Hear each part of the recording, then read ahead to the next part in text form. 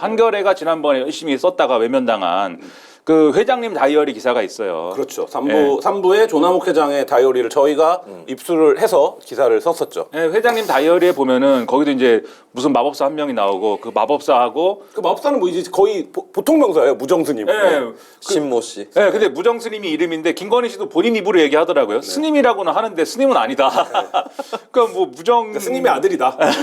무정 스님인데 그분이 이제 옛날부터 조남욱 회장하고 윤석열 후보하고 김건희 씨하고 알고 지낸 거고, 그러니까 이 회장님은 알고 지낸 거고, 무정 스님은 윤석열 후보를 옛날부터 알고 지낸 거고, 그래서 심지어 할 때부터. 네, 검사를 포기하고 한국은행에 입행을 하려고 그랬는데 아니다, 검사를 넌 해야 된다라고 해서 검사가 됐다는 거니까 그런 면으로 볼 때 김건희 씨를 만나기 전부터 이 마법의 어쨌든 영역에 있었다, 윤석열 후보도. 근데 이제 그거는 뭐 개인의 자유죠. 마법을 쓰든지 말든지 그건 마음대로 하는데 한국은행에 차라리 입사를 했으면 3프로 TV에서 좀 잘하지 않았을까? 3프로 TV에 나올 일이 없죠. 아니, 대선 후보가 되지도 않았겠지. 한국은행도 뭐 대선 후보가 될 그게 없나요? 한국을 당했으면 3프로 TV에 이쪽 편이 아니라 요게 안 좋겠죠. 질문하는 정권에 맞서서 금리를 인상 또는 인하하면서 스타로 뜨는 거죠. 세계 최초의 경제 스타. 그렇죠. 한국은행도 그거는 또, 반정권 스타가 뜰 수 있는 게 아닌가? 그러니까 그건 큰일 납니다. 그러면 무슨 정권에 맞서서라는 전제부터가 아무튼 그 무슨 얘기하라고 했어? 그래가지고 여기서 중요한 거는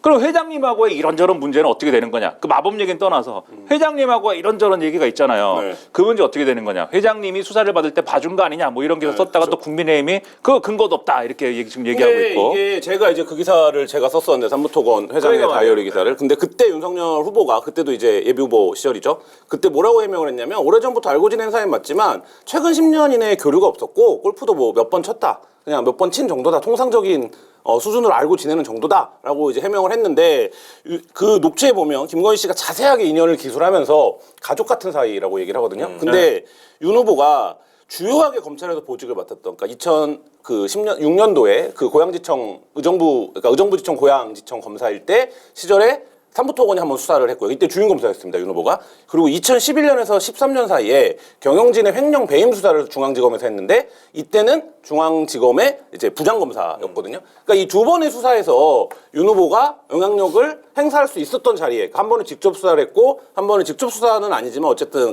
지검에서 수사를 했고 그래서 이때 경영진이 어떤 판단을 하냐면 이 경영진을 고발한 사람들이 중앙지검은 회장의 영향력이 너무 세서 중앙지검에서는 그때 무혐의 났거든요. 그래서 결국 수사가 안 되니 이거를 수원지검에 가져갑니다. 그러니까 다른 지검에서 해야 그나마 회장의 영향력을 차단할 수 있다고 판단을 해서 그래서 수원지검에서는 어떻게 됐냐? 중앙지검에서 불과 1년여 전에 무혐의를 줬던 사건이 수원지검에 가서 유죄 판결이 납니다. 그러니까 기소를 하고 그러니까 이 과정들을 보면 그 고비고비마다 이제 윤석열 후보가 이제 어른거리는데 그 다이어리에도 그러면 뭔가 영향력을 행사한 게 아니냐 이러면 검사 윤석열로서는 굉장히 부적절한 처신이 아니냐 뭐 이건데 지금 뭐 이제 녹취록의 내용이 너무 많다 보니까 그냥 해명을 퉁치고 가고 있는.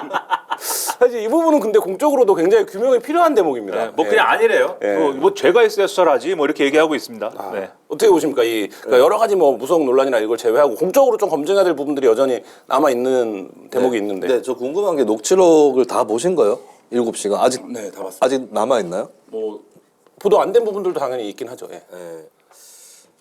일단 이 삼부 토건은 검사로서 이거 다른 게 중요한 게 아니라고 생각해요. 뭐 개인적으로 무슨 윤석열은 여자고 김건희는 남자고 이런 게 중요한 게 아니라. 어떻습니까? 그게 뭔 상관이야? 그걸 또 추미애 장관이 뭐 dob성 물어가고 또 이상한 성 정체성이 어쩌고 하는 그런 얘기는 하지 마세요. 네. 거기도 요새 발언의 수위만 놓고 보면 약간 마법 지망생이에요. 네. 그러니까 그 중요한 거는 공직에 있을 때 어떻게 했느냐 이게 중요한 거고 검찰이라고 해서 뭐 정치를 안 한 것이냐 그건 아닌 거잖아요. 그러니까 엄정하게 법에 따라서 했는지도 대선 주자로서 중요한 부분인데, 그러니까 저는 그 조응천 의원 같은 경우에 윤석열 후보를 비판하면서 뭐 지나간 자리가 폐허가 되고 수사를 쉽게 하고 뭐 막 하고 이런 식으로 비판했는데 저는 거꾸로 반대의 경우가 더 우려가 돼요. 해야 될 수사를 덮는 거. 예, 그것이 한 번 드러난 게 부산저축은행 부실수사 논란이고 이번에 이제 삼부토건이 드러난 거잖아요. 근데 윤석열 후보 해명하는 것이 계속 좀 시원찮다. 예, 그냥 뭉개고 지나가려고 하는 게 계속 보이니까 예, 그때 수사를 어떻게 했는지 이전에 이미 대응해서 좀 문제가 발생을 하는 것 같습니다. 어떻게 보십니까? 공적으로 검증해야 될 부분들이 남아 있는데 어쨌든 여러 가지가 섞이면서 지금 좀 이 녹취록 자체가 무화되고 그 김건희 씨에 대한 인상 비평으로 귀결되고 있는 분위기인데. 그런 의혹도 있잖아요. 권오수 회장하고도 그죠, 뭐 그 거짓말 오래됐다. 논란이 있죠. 예. 예, 도이치모터스. 그러니까 그 녹취에서 양재택 검사와의 관계에서는 김건희 씨가 거짓말을 하고 있는 게 아니냐라는 이제 의문이 제기가 되고 권오수 회장의 관계에서도 실제 이제 이 둘의 알고 지내는 사이인 게 중요한 게 아니라 주가 조작에 가담했느냐의 여부인데 자기는 그냥 그 부분은 할 줄 모른다 이러고 퉁쳐버리고 권오수 회장은 뭐 원래 알고 지내던 사이다 뭐 이렇게 이제 해명을 하면서 알고 지내던 네. 사이부터가 의혹의 시작인 거죠. 그러니까 그렇죠. 알고 지내니까 그게 얘기가 그렇게 됐겠지. 도이치모터스가 생판 모르는 사이였는데 그렇게 되겠습니까? 알고 지냈기 때문에 시작이 되는 건데, 그러니까 거기도 이제 의혹이 있는 거예요. 그리고 이제 해명이라고 이제 여러 가지 뭐 했지만 그 해명이라는 게 실제로 이제 시세 차익을 거뒀느냐에 대해서는 그거를 증명할 수 있는 해명은 아니었던 거고, 오히려 JTBC나 이런 데서 나온 보도를 보면은 시세 차익 거뒀다는 거 아니에요. 네. 뭐 7천만 원을 거뒀다고 나오지만 뭐 그게 단지도 모르고 사실 그것도 이제 민주당은 2억에서 25억 사이다라고 네. 이제 얘기하고 있죠. 네, 그것도 세금 신고한 거를 이제 근거로 해갖고 한 거니까 추산한 거니까. 그래서 그런 것들. 그래서 계산 내역 까라고 했는데 2010년 것만 깠어요. 그리고 지금 얘기한 양재택 검사 관련돼서 이름이 좋아요. 양재택, 재택 근무가. 예. 그러니까 정대택 씨도 있습니다. 아 대택. 그럼 뭐지? 집을 빌려주는 건가? 대택.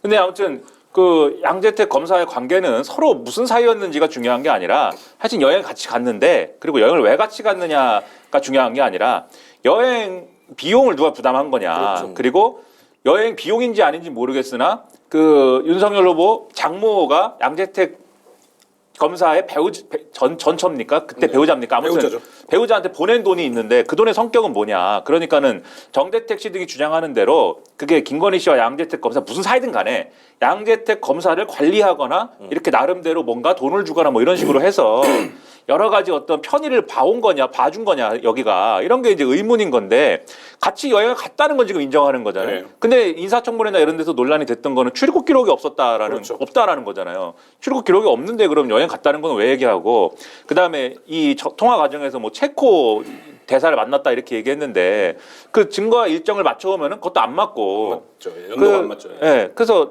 오히려 이제 여행을 갔다는 걸 인정하는 바람에 이제 여러 가지 안 맞는 얘기들이 더 많이 나오고 있어서 문제입니다, 이게. 그 부분은 어떻게 보십니까? 김건희 씨의 좀 권력관이라고 해도 법원도 이제 그 부분도 검증 대상이라고 했는데, 녹취를 들어보면 권력을 잡는 주체 주어를 자기로 쓰는 경우가 굉장히 많아요. 그러니까 내가 권력을 잡으면, 네. 내가 청와대에 가면 뭐 이런 식으로. 근데 이제 윤석열 후보는 이제 공식적인 활동을 하면서 선을 그어왔잖아요. 예를 들면 뭐 청와대 안 들어간다 이런 전망까지도 있었는데, 근데 어쨌든 권력의 주체는 나고, 그다음에 제 차는 정치를 싫어합니다. 그렇죠. 이 발언이 제일 유명하죠. 그리고 우리가 권력을 잡거나 내가 권력을 잡으면 가만히 안 둘 거다. 그리고 그러니까 보복이나 응징을 직접 시사합니다. 그리고 우리가 직접 지시하지 않아도 경찰이 뭐 검찰이라고 번역하는 언론도 있던데, 경찰이 알아서 잡아간다 이런 식으로 이제 표현을 하면서 구체적인 대상까지 지칭을 하거든요. 물론 서울의 소리나 열린공팀 때문에 너무 괴롭고 힘들고 화가 나는 건 알겠어요. 근데 어쨌든 청와대에 들어갈 수도 있는 사람이 경찰이 알아서 다 잡아간다 이런 권력관을 갖고 있다라는 거, 이 부분에 대해서는 어떻게 보십니까, 김민하 평론가? 근데 저도 한겨레 기자들하고 얘기할 때 신문사 다 국유화 시켜야 된다고 그랬어요. 신문사 다 국유화 시키고 방송도 뭐 하나 있으면 되는 거 아니냐? 국영방송 하나 있으면 되는 거 아니냐? 김한 기자 공무원 되는 거예요? 좋네요. 철밥통. 좋아하더라고요, 공무원 된다고. 철밥통. 네. 근데 이제 그런 게 농담조로 이제 우리가 이제 막 이제 얘기한 건데, 뭐 그런 성격의 얘기였냐, 아니면 정말 뭐 의지를 가지고 두고 봐 내가 아주 그냥 뭐 이거 씹어버릴 거야, 씹어먹을 거야, 뭐 이렇게 얘기한 거냐. 근데 그런 건 이제 좀 경계에 있는 얘기인 것 같고, 근데 그런 이제 얘기에 이제 드러난 지금 얘기한 권력관의 문제는 뭐 한번 생각해 볼 만한 얘기죠. 정말로 이제 이 김건희 씨가 얘기하는 그런 권력의 작용이라든가, 그러니까 경찰이 알아서 잡아간다거나 뭐 이런 거는 또 예언 아니에요. 자기가 한다는 게 아니고. 그 이제 검사의 배우자를 하면서 얻은 어떤 인식 때문에 그렇게 생각하게 된 건지, 아니면은 그냥 우리가 장사미사들이 그냥 이게 막연하게 생각하는 그런 거에 기초한 건지, 그 굉장히 속물적인 권력관인 건데 그게 왜 그렇게 된 건지는 김건희 씨 만나고 한번 물어보고 싶긴 해요. 그러니까 여기 좀 나오라고 해주세요. 그러니까 오늘 보니까 네이버 프로필도 업데이트하시고 이제 곧 등판하실 것 같은 분위기를 여기로 오면 돼요. 여기로. 김건희 씨 이게 문제는 제일 맞지, 정체성이 예언해 주니까. 그러니까. 예. 여기 의자 하나 방석 하나 깔고 저 빠져도 됩니다, 사실. 예. 재밌겠다 근데. 저는 연예인으로서는 재밌을 거라고 생각합니다. 평론가를 해도 재밌지 않을까. 예. 평론도 많이 하셨어요. 그 독재에서 실제로. 엄청난 평론들을 아유, 했거든. 평론가시더만요. 우리가 필요 없어요. 예. 그럼 우리 큰일 나. 예. 아니 그래서 여기 이제 방석 하나 깔고 네, 김호환 기자님은 저쪽에 가서 바둑이나 한 판 드시고 네. 셋이서 뭐 놀아보자 이거죠. 선수끼리. 오한마 갖고는. 김건희 씨의 녹취록만 봤을 때는 좀 애매한 건 있어요. 그러니까 그 감옥 간다 그것도 보면은 이명수 기자가 먼저 막 재밌어가지고 그러면 이제 서울의 소리는 그렇게 된다 이런 얘기를 하니까 이명수 기자가 열린 공감은 하면서 되게 두 사람이 되게 재밌게 얘기하는 장면이 나오거든요. 그래서 이 부분은 이제 사실 그거 어조만 들었을 때는 협박처럼 들리지는 않아요. 예, 그래서 좀 더 검증해 볼 일이다라고 하는 거. 어쨌든 정치에 엄청나게 신경을 쓰고 있고 주도적으로 생각하고 있다는 건 맞는 거거든요. 그러니까 마치 윤석열 후보가 뭐 대선 출마하는 거에 대해서 뭐 강력하게 반대를 했고 이혼하자 그랬다라고 하는 것들 이런 것들은 별로 좀 신빙성이 떨어진다는 거고. 그래서 저는 결정적으로 문제가 드러난 게 어쨌든 대선 후보자의 배우자이기 이전에 검찰총장의 배우자였는데 조국 수사에 대한 얘기가 굉장히 문제적이라고 보거든요. 그러니까 정경심 구속에 대해서 유시민이 떠들어가지고 구속됐다는 식으로 얘기를 하는데 정경심 씨가 구속이 된 거는 증거인멸의 우려나 이런 것 때문에 구속이 된 거고 그리고 그 문제도 일선 기자들이라든지 일선 검사들 또 영장을 발부한 판사들이 해가지고 된 일이잖아요. 근데 마치 뭐 자기들이 봐줄 수 있으면 봐줄 수 있었던 것처럼 얘기를 하는 거 이게 문제고 이게 공교롭게도 저는 김건희 씨 의혹 관련된 것들이 보면 조국 일가 의혹하고 겹치는 부분들이 많아요. 허위 이력, 뭐 허위 스펙, 도이치모터스, 코링크피, 그 다음에 아까 체코에 갖는 거 동선 안 맞는 거 이거 조민 씨가 동양대 프로그램 할 때에 방배동에서 카드 결제한 거랑 되게 비슷하거든요. 그럼 나는 되게 궁금한 게 조국 일가의 문제가 나올 때 김건희는 무슨 생각을 했을까? 그럼 자기하고 비슷하다고 생각했으면은 아 저기 불운하다, 재수 없네 오늘 KBS 이 정도로 생각했겠죠. KBS 그냥. 보도에 보면 수사를 너무 해서 과하게 해서 조민이 굉장히 불쌍하게 됐다. 그 딸은 뭐냐 뭐 이런 발언을 했다라고 그 KBS 한간에서는 그 김건희 씨에 대해서 늙은 조민이라는 평가가 있지 않았습니까? 그 비슷한 사람들끼리 공감하는 거야. 김수희 평론가 얘기 뭐냐면 그 한결에 뭐 이 논설위원님도 그렇고 그 발언을 이 유시민 등이 이제 그렇게 해가지고 이제 조국 전 장관이 구속되고 뭐 이게 수사가 이런 식으로 너무 과하게 된 거 아니냐라고 김건희 씨가 얘기한 거를 이게 일종의 괘씸죄다 이렇게 얘기하잖아요. 이게 그렇게 할 일이 아닌데 괘씸죄를 적용해가지고 탈탈 털었구나 이렇게 가잖아요. 근데 그게 아니고 봐줄 수 있으면 봐주려고 그랬는데 못 봐주게 됐다라고 얘기를 하고 있는 거예요 지금. 그게 문제. 그게 오히려 역으로 생각해 볼 대목인 거죠. 정치검사 아니냐는 거지 윤석열 전 총장이. 그래서 그런 의식을 보여준다는 점에서 그 발언도 이제 여러 각도에서 문제적이라는 겁니다. 그거 어쨌든 이제 뭐 녹초에 그렇게 됐고 이게 정치적인 파장은 당내에서 어쨌든 홍준표 유승민이 굿했다라는 얘기가 되면서 둘이 극구 부인하고 결국 홍준표 의원은 그 전날 회동이 깨지는 문제가 있긴 했지만 어쨌든 윤석열 후보랑 해서 얼굴이 두껍고 마음이 검다 이렇게 표현을 하면서 이제 사실상의 원팀이 깨지는 효과로 됐는데 근데 윤 후보 측 분위기는 뭐 별로 개의치 않아 하는 분위기 같아요 지금까지는. 이 상황 어떻게 보십니까? 이 녹취록의 파장이 오히려 뭐 윤석열 후보 입장에서는 어떤 언론은 이제 전화위복이라는 표현까지 쓰더라고요. 근데 그러니까 이 원팀은 깨지고 이런 상황들에 대해서 김수희 평론가부터. 네, 이래가지고 처가 비리를 엄단하라는 선언을 요구했어요. 네. 저는 이게 세옹지마 뭐 전화위복 이런 이치가 계속 뒤집어지고 할 수 있다고 보거든요. 좀 윤석열 후보 쪽이 좋아할 일은 아니라고 생각해요. 그러니까 홍준표 같은 경우는 홍준표가 뭐 윤석열의 지지율에 큰 영향을 끼칠 단계는 이미 지나가 버렸다고 보긴 하는데 근데 홍준표 의원이 요구했던 처가 비리 엄단 선언 이런 것들은 제가 봐도 필요해요. 윤석열 후보의 최대 리스크로 현재 꼽히고 있는 부분이고 아직까지 안 씻겼거든요. 근데 그런 것들을 받아들이지 않고 있는 모습 그리고 이 정도면 다행이다 하고 안도하고 지나가야 되는데 무슨 김건희 씨 등판을 준비하고 있다 이런 걸 봤을 때는 저는 또 거꾸로 뒤집혀서 윤석열 후보에게 악재가 되는 그 국면으로 진입할 수 있다고 봅니다. 저는 굿을 한 게 아니고 굿이다. 베리 굿이다. 레드굿. 이제 이재명 후보 얘기를 좀 해보겠습니다. 오늘 아침에 굉장히 지금 뭐 속보로 전해진 내용입니다. 송영길 대표가 총선 불출마를 선언했습니다. 엊그저께 이제 586 용태론이 나오기 시작했는데 본인이 이제 불출마하겠다라고 이제 선언을 했고 또 한 가지 종로도 후보를 내지 않겠다. 그러니까 그동안 이제 본인들의 그 잘못으로 규칙으로 된 선거군 안 내는 건데 종로는 사실 이제 그렇진 않은 거잖아요. 사퇴를 한 거니까. 근데 반성의 의미로 종로도 안 내겠다. 그리고 다음 지방선거에서 30%가량 2030 청년 공천하겠다 이렇게 얘기했습니다. 종로를 안 내면 나는 뭐가 됩니까? 내가 잘못한 것 같잖아. 어떻게 할까요? 말 먼저 뭐. 근데 송영길 대표 개인으로서는 네. 불출마 선언은 굉장히 쉬운 게 아닌가.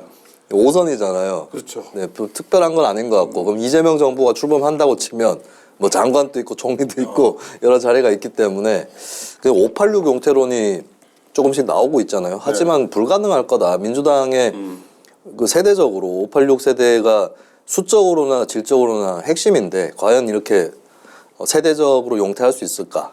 예.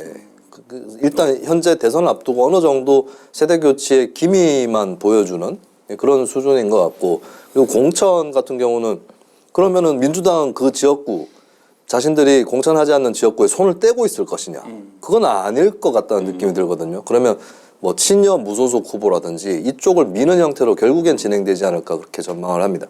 어떻게 보십니까? 지금 이게 지금 이어져 있는 어떤 스토리가 지금 있는 거잖아요. 일단 김모 의원이 페이스북에다가 86 용태론을 썼고 네. 정치개혁까지 가야 된다 이렇게 썼고 그 다음에 갑자기 사람들이 잘 알지도 못하는 7인회가 등장을 해가지고 원래 없다 그랬는데. 네, 뭐 없다 그러고 뭐 저는 그 7인회 중에 뭐 아는 사람 몇 명이에요.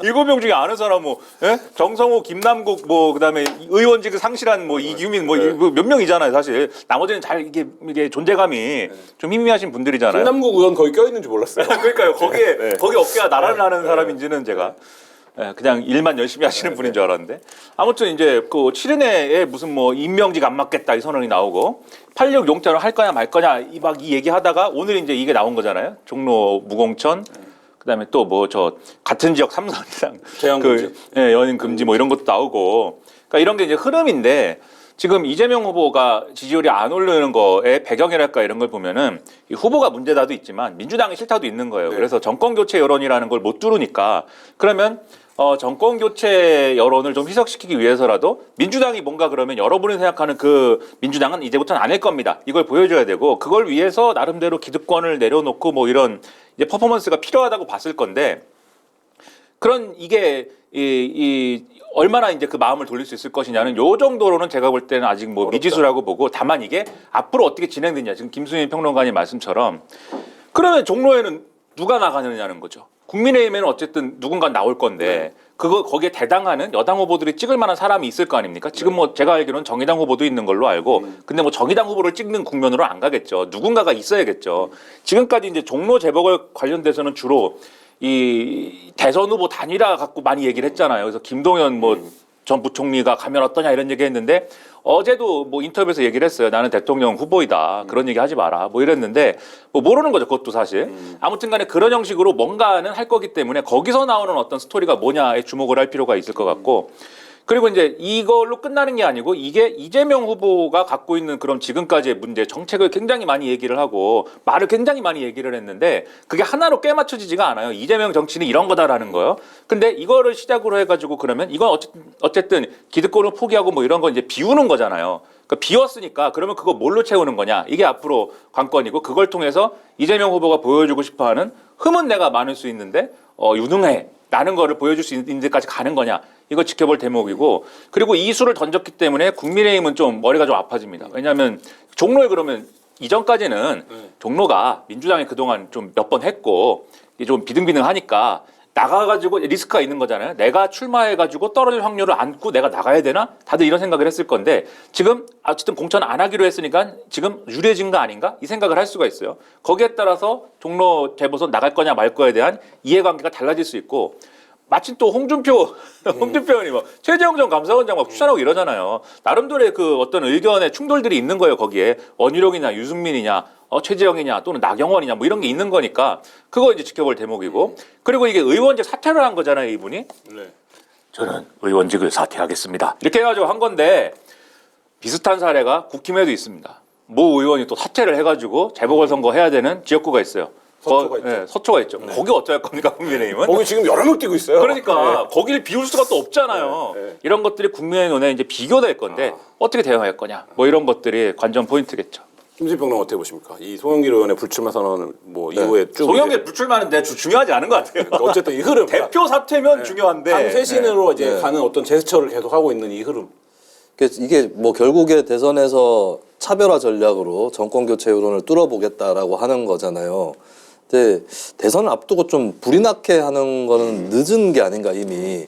예. 그 과거 대선 때도 보면 대선 주자 여권의 대선 주자가 대통령 선거에 임박해서 차별화 행보를 한다기보다는 이미 차별화된 이미지를 갖고 있는 사람들이 대선에 올라갔었죠. 김영삼, 노무현, 박근혜 네. 이 사례인데 이재명 후보가 좀 저는 시기를 좀 놓쳤다. 경기도지사 할 때 본인이 중앙정치에 대한 언급들을 여러 번 했는데 문재인 정부에 대해서 이견이라든지 이런 것들을 말한 적이 별로 없었거든요. 어떻게 보면 본인은 나는 이미 재판도 많이 받고 있고 지난 경선 때 문재인 대통령하고 충돌을 했었기 때문에 이미 차별화돼 있겠지라고 생각을 했겠지만 예, 그게 아니라는 게 드러났고 또 경선도 좀 싱겁게 이겼기 때문에 막판에 무슨 3차 경선에서 추격당한 거는 잠깐의 에피소드였던 거고 이러면서 바로 민주당 주류 이미지를 뒤집어 쓴 거거든요. 이런 과정들이 좀 복잡하게 꼬여왔기 때문에 이번에 송영길 대표 선언이나 이런 조치로는 좀 어렵지 않을까 이렇게 봅니다. 그 민주당 서울시당 보고서도 지금 뭐 잔잔한 여의도에 화제를 일으키고 있어요. 그러니까 이 보고서 잔잔한 화제를 일으켜요? 왜냐면 크게 뭐 보도가 안 돼요 지금. 네. 아 잔잔하게만. 예. 그러니까 이게 근데 저는 보면서 핵심적인 게 단일화하면 진다는 거예요. 그러니까 단일화하면 이길 수 없다라는 거고, 그러니까 단일화가 안 되는 전제에서 뭐 여러 가지 윤 후보의 단점이 부각이 돼야 우리가 이제 겨우 이길 수 있다. 그 이유는 뭐냐? 4.7 재보궐선거 때랑 마찬가지로 정권 심판론이 너무 세다 구도가. 이게 이제 결론이거든요. 그러니까 이 민주당의 내부 진단과 지금 나오고 있는 어떤 해법, 그러니까 보고서 나오고 나서 지금 좀 당도 움직이고 있는 건데 뭐 시기상으로 보면 그렇게 물려 보이는데 어떻게 보십니까 두 분 이 보고서? 스와트 분석이라는 게 한때 유행을 해가지고 네. 저도 많이 했어요. 근데 저 같은 놈이 하는 게 전문성이 있겠습니까? 근데 아무튼 근데 저도 이제 뭐 운동권하고 이럴 때 했는데 왜 했지? 조사도 하는데요, 뭐. 그러니까 이거 도사들도 이런 거 하고 있을 수 있어요. SWOT를 네, 마법사들이 코딩하고. 네, 밤마다 모여가지고 여론조사 별거 다 갖고 와봐 이런 다음에 야 이렇게 뭐 이 표본 오차가 이 정도라면은 이 서울에서는 이 정도는 해야 되고 빨리 지금 머신러닝을 돌려봐 이래가지고 엑셀표 작성하고 막 이러고 있을 수도 이 있어요. 보고서는 어떠냐고요? 네? 이 보고서. 예. 근데 이 보고서는 단일화를 하면 진다 이게 아니고 네. 서울에서는 방법이 없다에 가까워요. 그쵸, 이게 불리한 점은 무슨 뭐 5개씩 되는데 다 구체적인 내용이 있고 기회 요인은 내용이 없는 거나 마찬가지 이게. 그렇죠. 예, 없죠. 예. 기회가 없는 거예요 이거는. 네. 이건 서울에서 그냥 우린 졌다에 가까운 거고. 네.